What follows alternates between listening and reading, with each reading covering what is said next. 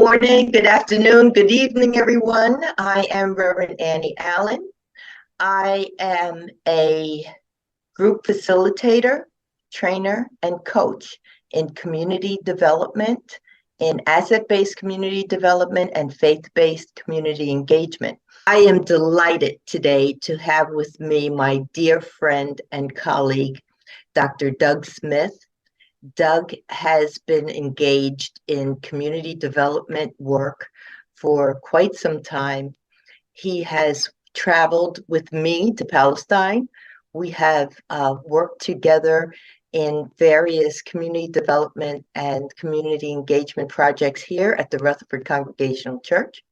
And today I've asked Doug to join us to share with him some of his experiences both at home and abroad, in engaging communities and bringing community assets to bear for the betterment of local communities.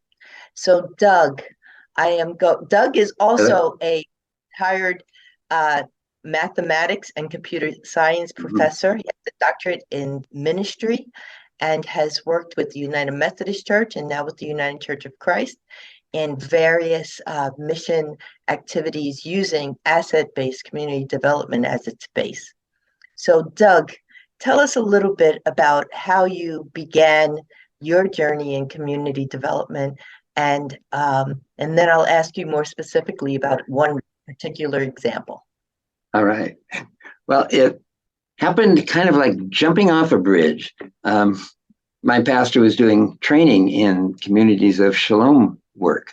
That was a ministry of the Methodist Church up until a few years ago.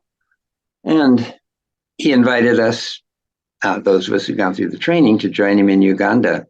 I thought I'd be observing, but we get there and who knew? We were put to work right away, working with the local citizens there and helping them and working in the field, sitting under the palm trees, no whiteboards, nothing fancy like that. And it's grown from there. But the main point when we talk about faith-based community development is we're using our faith as a backdrop for the work. And I think of it as being spiritual development as we go into the community and listen and engage with them.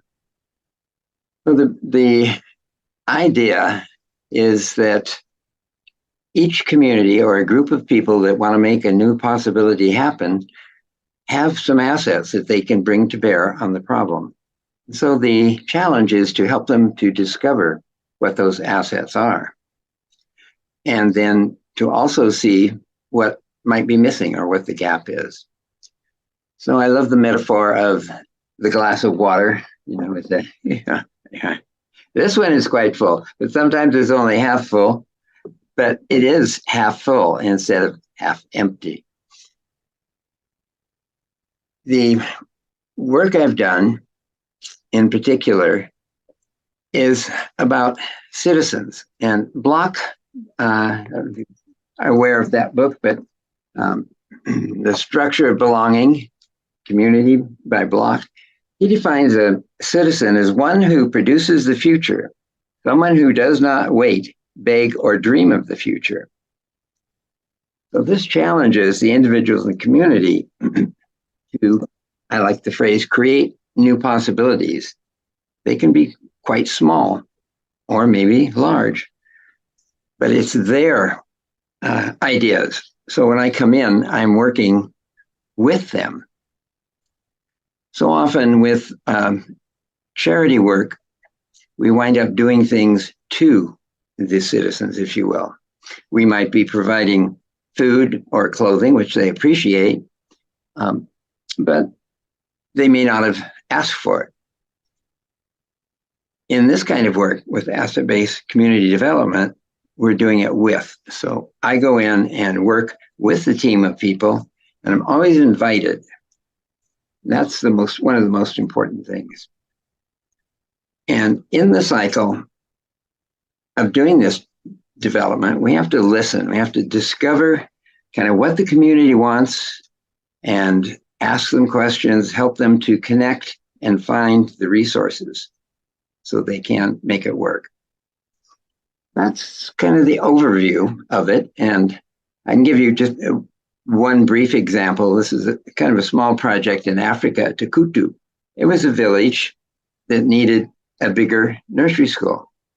And when I went, there was about 200 people there, and they all were asking me, we need a school, we need a bathroom, we need all these things, as if I was to provide them. And instead, I helped them to flip it around and find out, well, can you make bricks? And with those bricks, put another room on. Do you have some roofing materials from some of the houses you built, anything extra, and so on. So they wound up finding most of the assets, and they came up short $400, and I was able to raise that in 2 churches on one Sunday and send it over. And they got everything they want, including a well. So that's the way it works, and it's such joyous work to do. And when I leave a site or a community, I'm hoping they will look at each other and say, look what we did. Because my job is to help them realize their power and have them do it for themselves. And Amen. yeah, so that's the overview.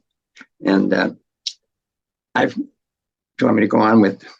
Well, we have a colleague, friend, student in common, Seema, in Palestine. And Seema was also a student in my class at Northwind Seminary and took our course, the same course that you were in asset-based community development. And you had been working with Seema for some time prior to that. Yes. A little bit about Seema. We just came back from there a few months ago, but I would like to share with our students that experience and how that whole thing evolved and grew from an I can't to a we can situation there. Right. I'm sure you're aware of the situation there. Palestine is under military occupation by Israel, and they have very high walls built around the West Bank and Gaza, which restricts freedom of movement. The economy is weak. The government within it, Palestine, is not the best. Some would say corrupt. And so I met Seema in about 2012, I think it was. And I was just there on a fact-finding tour. But I stayed in her home, and we stayed in touch. And she contacted me later, another year, saying that she was working at a nursery school, and she wanted help with training the women there who were going to do the teaching. They don't have early childhood credentials there. So I gathered some resources, including a retired elementary school teacher and a couple of us. I have a master's in education. So we went over, and she told us kind of what she wanted and worked with us and with the sister to do the training. That was doable. She was good with that. But the economic empowerment was really important because women there wanted to find a way to contribute to their family. And the economy was very weak. They make handicrafts, but as Seema said, they don't get a fair price for it. In fact, they barely break even. And the tourist trade there has gone down based on the nature of the Israeli bus drivers, encourage them to shop elsewhere. So Seema was saying, I can't. Oh, no, we can't. How can we do anything? You know, the economy is stuck. You know, they can't export them. We can't do anything. Well, from there, I encourage her to think of, we can. You know, the glass is half full. Let's see what you've got. And she kind of got the idea, but not really, not full on. So over the course of, I went back every other year. We worked with the teachers in the school. We worked with the parents. We did some economic empowerment workshops where we worked with the Chamber of Commerce, came in, and the women near the end brought in some of their products and their packaging, and they got feedback on that. But they still had the problem of how to market it. But they had made good products and good strides, and they felt great about it. After Seema took the course from Annie, light went on. I mean, I started 2012. This was 2022. Yeah, that's 10 years later. This work takes a long time. 10 years later, she takes the course, and everything I'd been doing with her and the course it clicked. I learned a lot from the course that I took with Annie before, and I'm trying a lot to apply what I learned. And the course that I took with Annie and the course that I'm taking now, it's given me the power to create something from the community. And this is a new idea in Palestine, but we succeed. I went last week, maybe 10 days ago, to meet the nuns to tell them that Doug and some of the group, they are coming to give the course for the teachers, and we were discussing some of the things. Suddenly, because I love the kids, I get inside the class, I try to speak with them, to tell them, yalla, come on, let's play. They don't want to do anything, they are quiet, they are not happy. Wrong. This is not the image that I used to see with the kids. This is a new image for me. What's going on? Kids, yeah, let us play. Would you like to go to ride the bikes? Would you like to play with the footballs? No one is answering. Then I have a bag with lollipop, and I start to tell them, I have lollipops. Yalla, who would like to have? Yalla, I want each one will come to me. When they came near to me, I started to find some bruise on the faces, a bite, something. I said, are you hitting each other's here? I thought someone is attacking them in the nursery first of all. Then I said, no, we never do that, Seema. This is from their parents. I was shocked. I told her, how it comes this from the parents? There are many people, they wish to have kids, not to hit their kids. She said, the bad political, economic situation, and they are depressed, people depend on tourism, and they don't have work. I told her, even that, this is a gift from God. They have to take care of it. It's not acceptable. Then suddenly one of the boys, he told me, can you help me to open the lollipop? I told him, I look at his hand, it was burned. I told, what? How did you burn your hand? He said, no, my mom, she put them on the oven because I hate my brother. I got crazy when I heard this thing. I said, are we living in 2021 or we are living in the 80s? Seema went to the sister and said, we have to do something. And the sister said, oh, no, we can't. We can't. We don't have any money. Now, this time it's Seema who says it. And Seema said to the sister, just you watch me. And what she did was to go into the community. It's a very congenial place, Bethlehem is, and people know each other. So she goes to the different shopkeepers and invites them to give school supplies, and food was donated. She found mothers to cook, and then she found several psychologists that would work pro bono with the parents and the children to help resolve situations. So I think it was 3 weeks after she noticed the sores and such, she opened the summer camp. 100 students, 100 students, no tuition, 3 meals a day. All this was free. And when she was done collecting what she could, she had a financial gap. She had to pay bills and swimming pool fees and so on. She had a financial gap of about $4,000. So she contacted me then, and then I sent it out to my churches to raise the money. And she sent us detailed reports and pictures and everything. It was just amazing.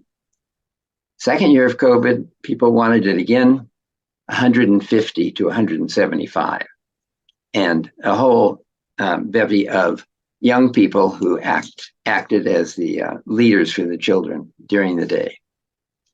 So she went from seeing a problem to discovering, gathering people together, asking for what she needed, finding the gap, connecting with her community and her global community to make this happen 2 years in a row. Just amazing. But it took 10 years for her to get to that point, and a lot of patience.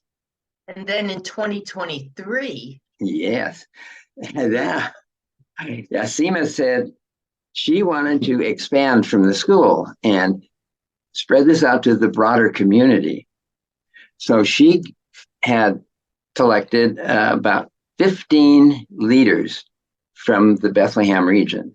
Some of them were politicians. There was school teachers, professors. A person had worked for the United Nations and was now doing some other nonprofit work. They had 15 people from all walks of life there.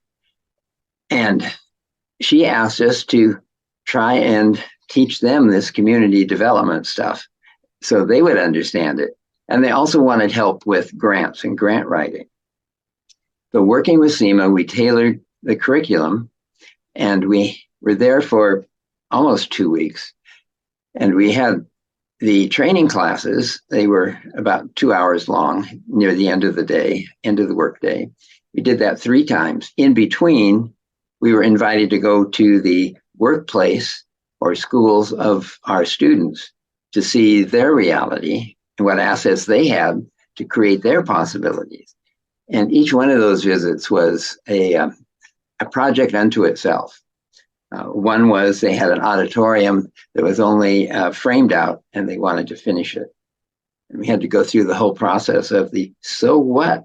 So you're going to finish the auditorium. What's the impact? What's the impact? And they were in the process of writing a grant, and we helped them to flip it around from being architectural to having an impact on the community in terms of a venue for arts and drama, as well as classes and general purpose meeting space. It was really an amazing experience. And the people knew what they were about. They were all successful people, but they hadn't quite heard this idea of the glass is half full, and we don't have to ask for all the money. We just pull in what we've got, and then our grants will look stronger because you're showing what you've got. And if you show the impact, you can fill the gap with the grant. So that's been quite an experience.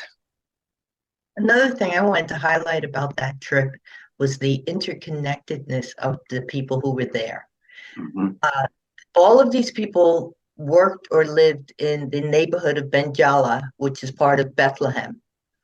And all of them had been working in silos in their own individual work, whether it was the university, whether it was the radio station. There was a free media station there.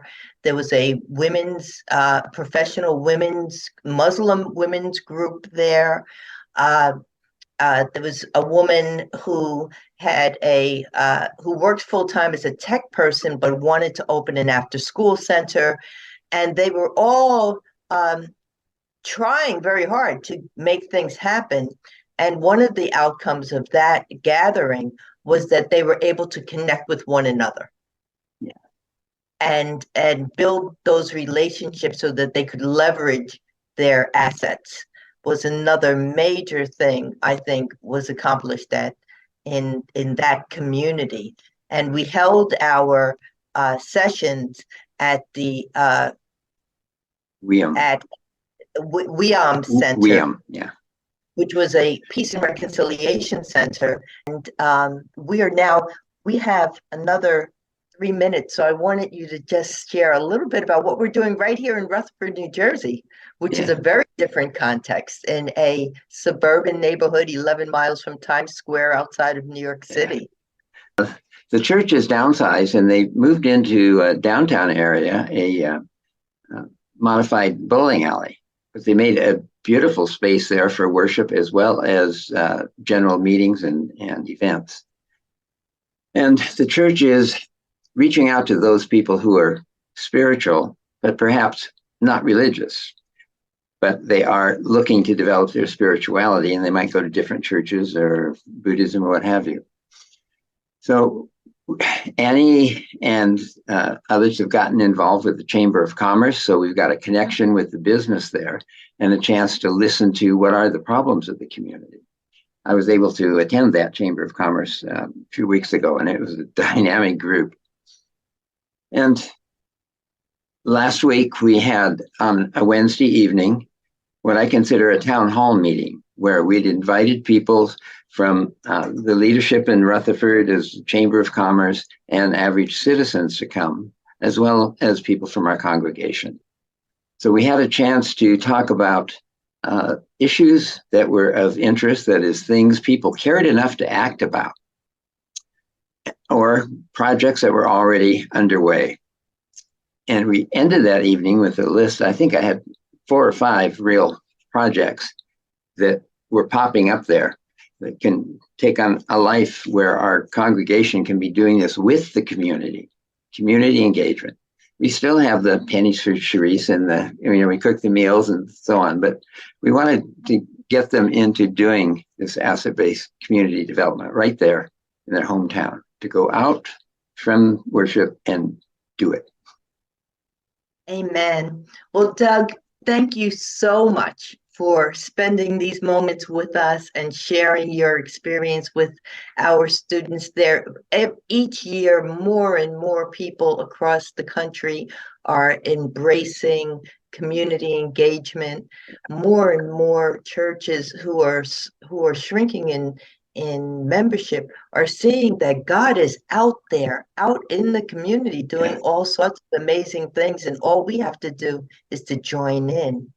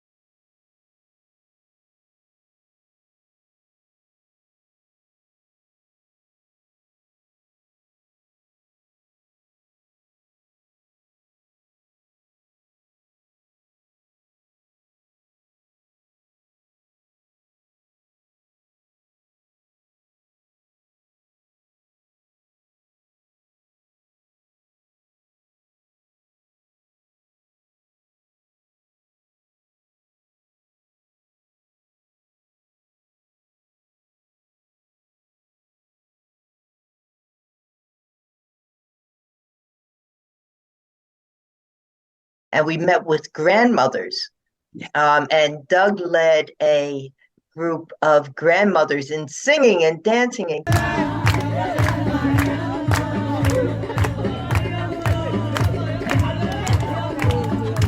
culture.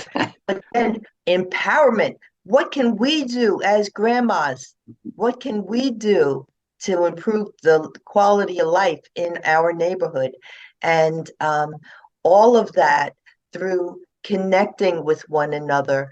They saw that not only was the glass half full, but overflowing with assets there, right where they lived. And if we bring it back to the very beginning of your talk, when people living under occupation, people with borders and checkpoints and not being able to have commerce, to be able to discover what was in their community, be able to work with that was amazing. And